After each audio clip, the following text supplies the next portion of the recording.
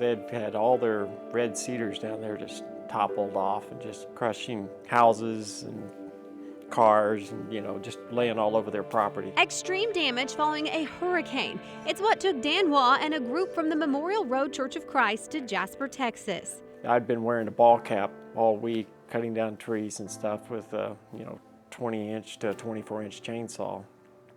And somebody asked me, says, "Hey Dan, why don't you put on this hard hat?" It was the final day of work. Dan put on that hard hat and went to cut yet another tree. Well, this tree was a little bit in a precarious position. And so me and the other guy were looking at it. I said, I really don't like this tree. But he went ahead, cutting this V from the tree.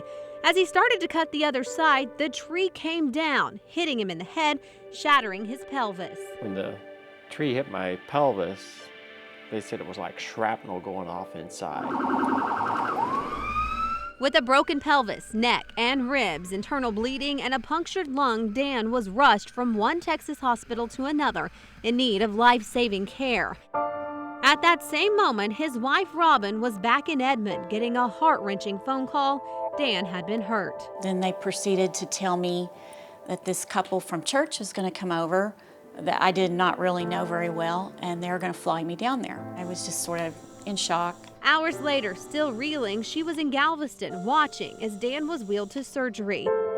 He made it through that operation and several more to follow. A week later, he was flown to Oklahoma to begin a grueling recovery. At that point, with rods sticking out of his waist, he began to wonder what his future may be. I asked Robin, I said, "Am I going to get to walk? Am I going to walk again?" And she goes, "Sure, yeah, no problem." I was very concerned about his emotional state because if he couldn't walk again, I knew that would be the hardest thing ever for him. These x-rays show the damage to Dan's pelvis. A doctor told him the x-ray of his neck mirrored that of a quadriplegic. Yet just 13 weeks after his accident, he began to walk. I'm always the type of guy, especially in therapy, was to ask them what they need to do and didn't see if I could double it. A staph infection temporarily paralyzed his arms, but after still more surgery, he was determined to get back on his feet.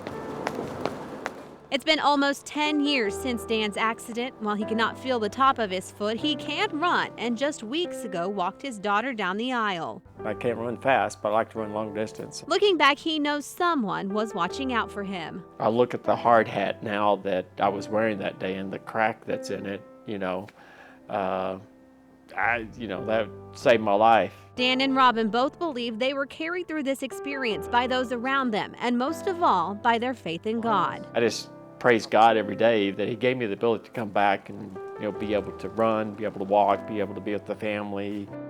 Shelley Mills, News Channel 4. Okay.